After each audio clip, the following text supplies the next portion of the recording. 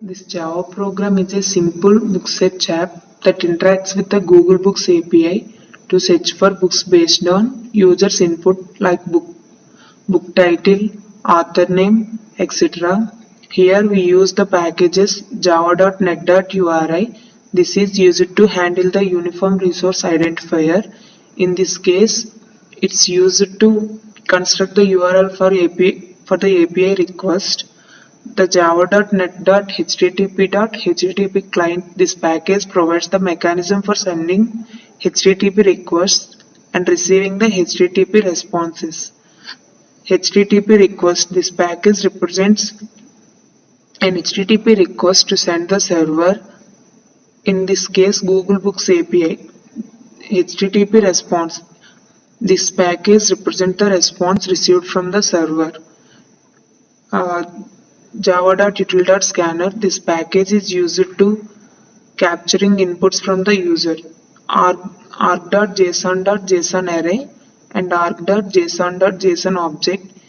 Those are the part of arg.json library for parsing and working with JSON data.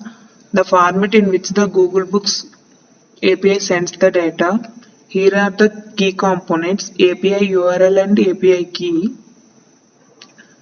The constant API is the base URL for the Google Books API search endpoint. The flow of the main program is the program starts by displaying welcome message and prompting the user to input the book title or author. The user's input is captured through scanner and stored in the variable search query. The program then constructs the search URL using the query entered by the user and appends the API key for authentication. For example, if the user types Harry Potter, the URL will be something like fetching and parsing the book data, that is fetch book method, creating HTTP request. An HTTP client is used to create an HTTP GET request to the constructor URL. Sending the request. The client send method sends the HTTP GET request and receives the response. The response body is returning as a string, parsing the JSON's response. The JSON's response is passed into a JSON object.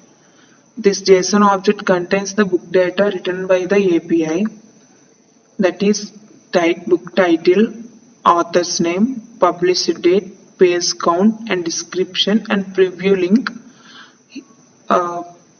The key considerations are API key, rate, error handling.